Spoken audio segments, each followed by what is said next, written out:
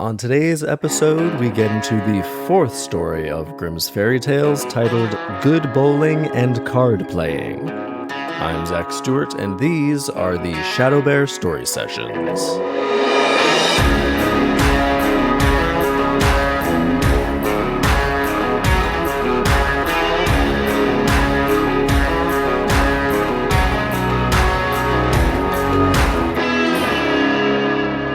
Welcome to the Shadow Bear Story Sessions. My name is Zach Stewart, and here at Shadow Bear we look at the folk tales, fairy tales, myths, and legends that shaped the world as we know it, and we pick apart just how insanely dark and accidentally hilarious these stories really are. So each week we'll dig into a new story, and at the end we'll look past the lessons the story thinks it's teaching to find the lessons it's actually teaching, usually in a very convoluted or roundabout, twisted, dark way.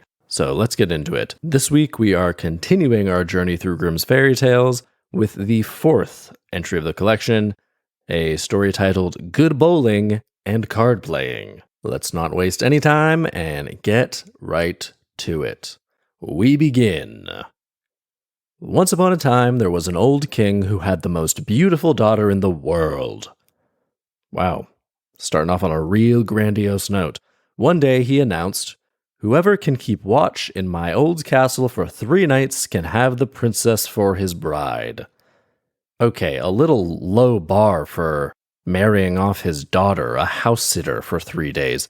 Now, there was a young man from a poor family who thought to himself, "Why not risk my life? I've got nothing to lose and a lot to win. What's there to think about?" So he's starting out saying, "Why not risk my life?" So apparently it's known that there's something in this castle that very well might kill you. We continue. So he appeared before the king and offered to keep watch in the castle for 3 nights. I guess there were no other takers. Doesn't bode well for this poor young man. The king says, "You may request 3 things to take with you into the castle, but they have to be lifeless objects. There are rules," added to the mix. "Well, I'd like to take a carpenter's bench with a knife, a lathe, and fire." One of the objects is just fire? There isn't a fireplace there? I assume you could make a fire in the castle. Castles tend to have a lot of fireplaces. Also, it seems like he's grouping carpenter's bench with a knife together. Kind of shoehorning the knife in there. It's 4 items. Carpenter's bench and knife are definitely 2 separate items. Anyway, we continue. All of these things were carried into the castle for him. Well, that's nice. They carried the things along for him. When it turned dark, he himself went inside. At first, everything was quiet. He built a fire, placed the carpenter's bench with the knife next to it, and sat down at the lathe. What is a lathe? I have no idea what a lathe is. I'm going to look up what a lathe is. Bear with me. A lathe is a machine for shaping wood, metal, or other material by means of a rotating drive which turns the piece of wood being worked on against a changeable cutting tool. So it's one of those things you attach a piece of wood to, and it spins the wood around, and you put a knife or some type of chisel up to it, and you'll sculpt it. You'll sculpt the piece of wood by the rotation. All right. Interesting. He's giving himself some tools to make things, to solve whatever problems this castle throws at him. Pretty clever. All right, so he built a fire, placed the carpenter's bench with the knife next to it, and sat down at the lathe. Toward midnight, however, a rumbling could be heard, first softly, then more loudly. "Biff, baff, hee, holla ho." Those are all direct quotes, culminating in holla ho. We continue. It became more dreadful, and then it was somewhat quiet. Finally, a leg came down the chimney and stood right before him. "Hey there," the young man cried out. "How about some more? One is too little." So a disembodied leg shoots out of the chimney, and he taunts the castle in return, mocking it for one leg being all it could muster. This is the weird shit that we are here for. The noise began once again. Another leg fell down the chimney, and then another and another until there were 9. That's enough now. I've got enough for bowling, but there are no balls. Out with them. Well, I gotta give it to this guy. He's really rolling with the punches here. A bunch of disembodied legs fall out of the chimney and stand fully upright, and he's just taunting the chimney in return. I might be a little more alarmed, or at least get to work making something with the lathe. Instead, he's just verbally taunting the entire castle around him. Continuing, there was a tremendous uproar, and 2 skulls fell down the chimney. He put them in the lathe and turned them until they were smooth. Now they'll roll much better, he said. He is really not hesitating with his words or his actions. 2 skulls fall down the chimney, and he immediately polishes them up so he can use them as bowling balls with the disembodied legs. All right, gotta give the guy credit. He is unfazed. Then he did the same with the legs and set them up like bowling pins. He shaved down, he polished the legs? I don't think that's how flesh works. You can't just polish the legs. We're getting real gruesome real fast here. I, for one, am here for it. Let's continue. Quote, "Hey, now I can have some fun." Suddenly, 2 large black cats appeared and strode around the fire. "Meow, meow," they screeched. "We're freezing! We're freezing!" Okay. The man said, "You fools! What are you screaming about? Sit down by the fire and warm yourselves." After the cats had warmed themselves, they said, "Good fellow, we want to play a round of cards." "All right," he replied, "but show me your paws. You've got such long claws that I've got to give them a good clipping before we begin." Okay, fair enough. He doesn't really know where the threats are going to be coming from, so he sees these 2 cats here, wants to clip their claws so they can't attack him. Pretty smart. Upon saying this, he grabbed them by the scruffs of their necks and lifted them to the carpenter's bench. There he fastened them to the vise and beat them to death. And beat them to death. I guess he's not taking any chances with whether or not these cats are threats. But maybe they're not. In which case, pretty big overreaction, buddy. Anyway, afterward, he carried them outside and threw them into a pond that lay across from the castle. Because I guess that's as good a place as any. Maybe bury them. Just don't throw them into a pond. Let them rot. That's not nice. No one wants to get back to their house and see a couple dead cats in the pond, which is exactly what would happen when the king returns. Anyway, just as he returned to the castle and wanted to settle down and warm himself by the fire, many black cats and dogs came out of every nook and cranny. More and more so that he couldn't hide himself. They screamed, stamped on the fire, and kicked it about so that the fire went out. So he grabbed his carving knife and yelled, "Get out of here, you riffraff!" So now just an army of black cats and dogs come out to avenge their fallen brethren, stomping around inside the castle as well, kicking around the fire. He grabs the knife and starts threatening them. Man, this is escalating very quickly. I'm starting to think maybe he shouldn't have immediately killed those 2 cats. Real aggressive. Also, what if those were just the king's cats? Did he just not? Maybe he just didn't mention, by the way, I've got a couple cats. Keep an eye out for them. They tend to get cold, but, let them do their thing. They talk. Don't be alarmed by that. But just take it easy. The cats can be a little whiny. Don't let them bother you. Instead, he just sees cats and immediately murders them. And now this army of black cats and dogs have come out to avenge their fallen friend. Whew. This has escalated very quickly, and I am here for it. We continue. He began swinging the knife, because of fucking course he does. Most of the cats and dogs ran away.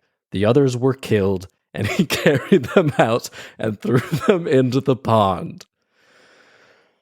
Oh, God, this guy. This guy just goes straight to all-out war when confronted with cats or dogs. And then immediately his choice of disposing of these bodies is throwing them into the pond. So now there's a collection of dead cats and dogs in this pond, just floating on the top.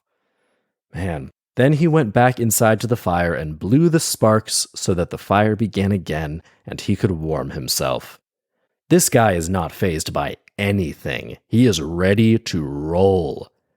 He is probably covered in cat and dog blood with his knife and a cigarette just waiting for the next thing to happen. And there's still these disembodied, polished limbs and skulls, which he hasn't actually bowled with yet. He just really loved the idea of disembodied body part bowling. Anyway, let's see where this goes.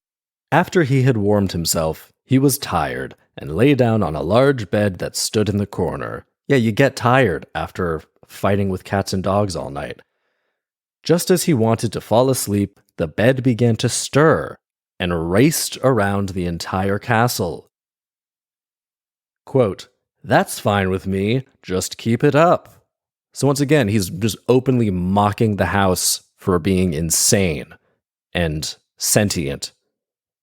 So the bed drove around as though 6 horses were pulling it over stairs and landings. Bing bang! It turned upside down, from top to bottom, and he was beneath it. So he flung the blankets and pillows into the air and jumped off.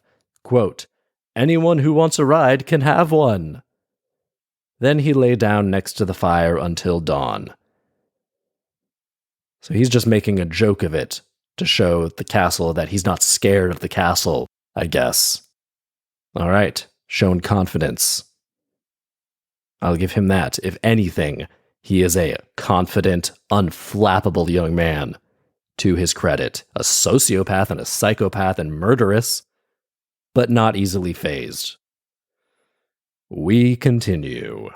In the morning, the king arrived, and when he saw the young man lying asleep, he thought he was dead, and said, "What a shame." But when the young man heard these words, he awoke, and as soon as he saw the king, he stood up. Then the king asked him how things had gone during the night. "Quite well. One night's gone by smoothly, the other 2 will go by as well." So he's not even going to mention any of the preceding cat murder. It's unclear whether or not the king saw the dead cats and dogs in the pond on his way in. But he's going to play it cool. The young man is going to play it cool. Act totally unfazed, even though he was just sleeping on the floor. And presumably the entire place is a bloody mess with bed sheets and pillows all over the place. And, all right, I gotta give this kid credit. We continue. Indeed, the other nights were just like the first, but he already knew what to do, and so on the 4th day he was rewarded with the king's beautiful daughter. The end. That's it. So the same thing apparently happened the next 2 nights, but, quote, he already knew what to do.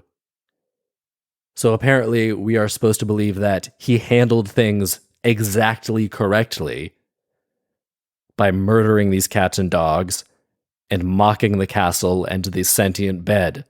And by the end of that 3rd night, there was probably just a mountain of dead cats and dogs in that pond. Pond would have been just red, I'm sure, at that point. If there were any fish in the pond, they're dead. Maybe the pond isn't even visible anymore because now it's just the dead cat and dog pile. My God. And so on the 4th day, he was rewarded with the king's beautiful daughter. I don't think that's worth it. We're supposed to believe this is some victory. Now he has to live in this castle that's just going to torture him and send waves of black cats and dogs every night. How was that the right way to handle it? So I guess we were supposed to believe that the king does this every night. The king himself gets the dozen legs, or the 10 however many legs. The legs come out of the chimney. The skulls come out once you mock the chimney. Then the cats come out. You don't play cards. He never plays cards with them. It says good card playing. Is that the name of the good bowling and card playing. He doesn't play any cards. The cats want to play cards, and he murders them. So that's the end. Well, this one's a doozy. Meet me after the break for the autopsy. And this week, the term autopsy takes on new meaning because there were a lot of dead bodies. Welcome to the autopsy, the section of the podcast where we get into what just happened. And wow, this one went off the rails real fast and stayed there the entire time. This is why we're doing this, folks. This insanity right here. Bloody chaos. Bloody nonsensical madness. I am here for it. Man, I don't even know what the lesson is gonna be later. Whew, all right. Well, if you want to break this down, it's pretty simple, structurally speaking. King has a daughter who is, quote, the most beautiful in the world. Says, hey, watch the house for 3 nights and you can marry her. And then this, quote, young man from a poor family says, hey, I got nothing to lose. I'll go for it. Just give me a knife, a lathe, and a fire. And the carpenter's bench, he doesn't really...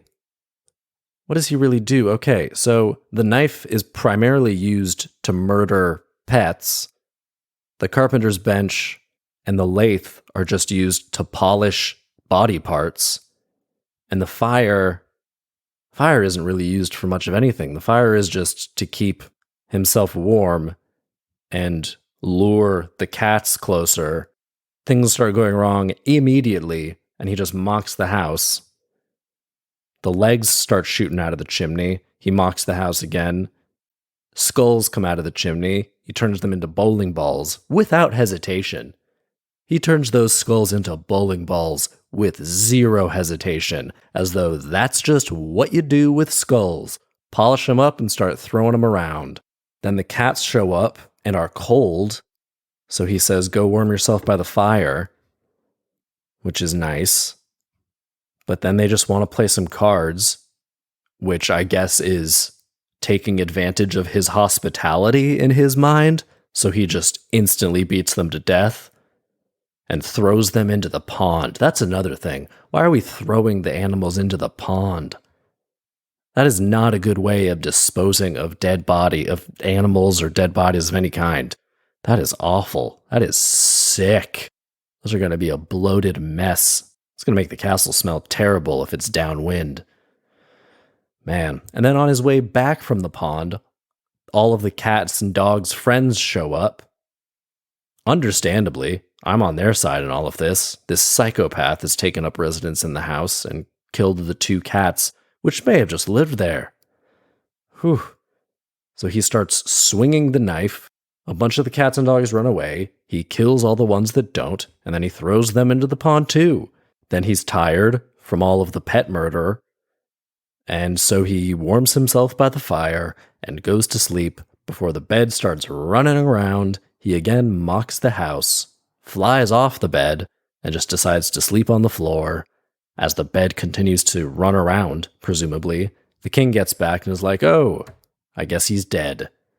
But he says, oh no, everything went pretty smooth. All fine here.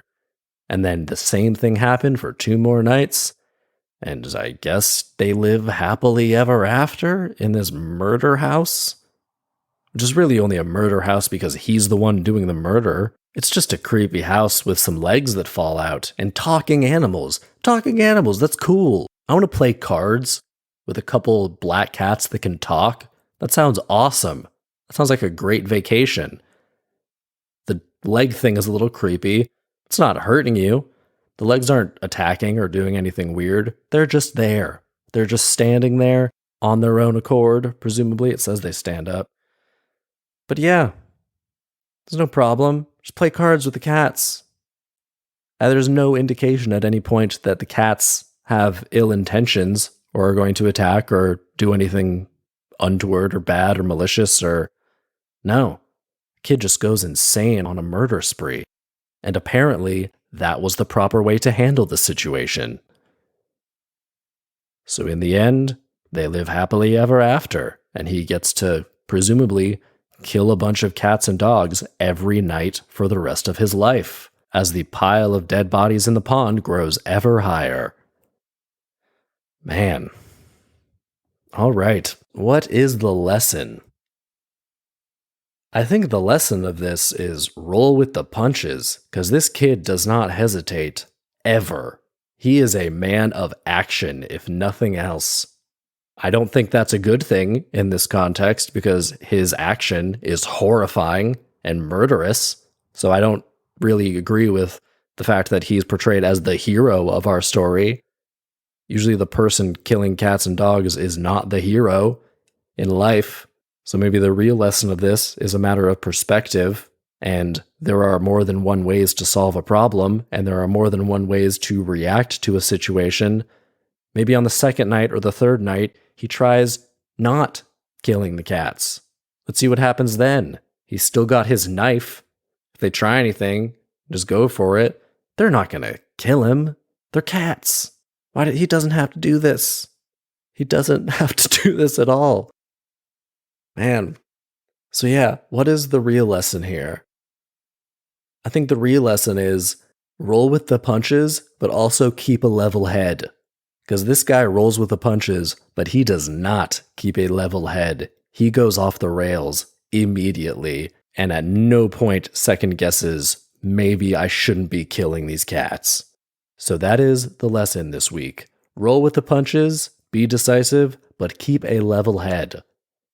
Otherwise, you're just going to be a no good cat murderer. Also, if someone says, hey, watch my house and you can marry my daughter, it's going to be a bad deal. Whew, wow. Okay, meet me after the break and we will get into the adaptation. Welcome to the adaptation, where we will attempt to adapt this insanity into a TV show or movie. So, not a lot of characters. King is going to needs to be someone a little crazy. There's a lot going on here. Needs to be a little creepy, a little dark. Feel free to comment or send any suggestions for this casting. I'm going to go with Javier Bardem. He's got the sort of ethereal, psychotic, but dark and intense and stern eyes that I feel like would portray the gravity of the situation from the outset. Sort of have an inherent warning, as he says, if you can stay for 3 nights. I'm not doing a good Javier Bardem impression. If you can stay at my house for 3 nights, then you will have my beautiful daughter. Don't know how good of an impression that was. We're just gonna move on from there. The daughter doesn't have any lines or really any involvement whatsoever. She doesn't even really make an appearance. She's just mentioned early on. I don't know. Anytime we do a princess, I don't know young actresses. Zendaya, she's Zendaya. All of the princesses are just going to be Zendaya. And the young man will be Pete Davidson. Pete Davidson seems like the perfect person for this. I don't know if you've seen Chad in SNL, but this is kind of a psychotic Chad. He just rolls with the punches, is fine no matter what, and doesn't hesitate and just follows his instinct no matter what. Pete Davidson is for sure the young man here. I don't even know if you can get a movie out of this. It's a real short narrative. Man, you could get a movie out of it. You could draw out the early parts. You got to set the scene. You got to set the stage. So yeah, we can make this a movie. I feel like sort of a horror comedy is what's going to happen here. Maybe you could get into sort of a psychological component where he's unsure what's in his mind and what's actually happening. I feel like that would be the most compelling way to do it. I don't want to modernize it or take it out of sort of a medieval kind of setting, which seems to be what the setting is because it takes place in a castle.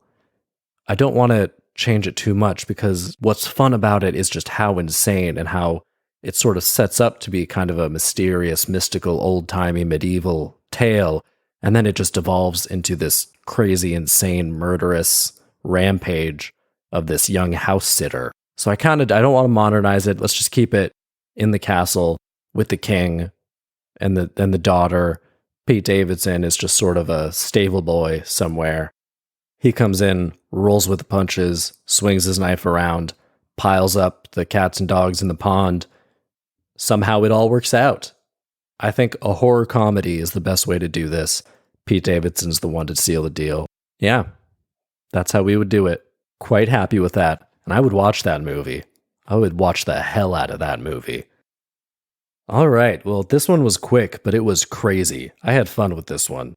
Next week, we are getting into a story called The Wolf and the Seven Kids. I'm sure that's going to get real messy, especially now that we're really getting into the nitty-gritty of the insanity. It seems like the first few were kind of idealistic, sort of relatively clean, polished, and now we're getting into the real nitty-gritty, which is why we started the series to begin with. This is what we want to get into, this insanity. So next week, we got The Wolf and the Seven Kids. Don't forget to rate, review, and subscribe. That really helps us out. Thanks again for tuning in. I'm excited now that we're really getting this rolling. Coming up on week number 5. Come back next week for The Wolf and the Seven Kids. I'm Zach Stewart, and these are the Shadow Bear Story Sessions. See you next week.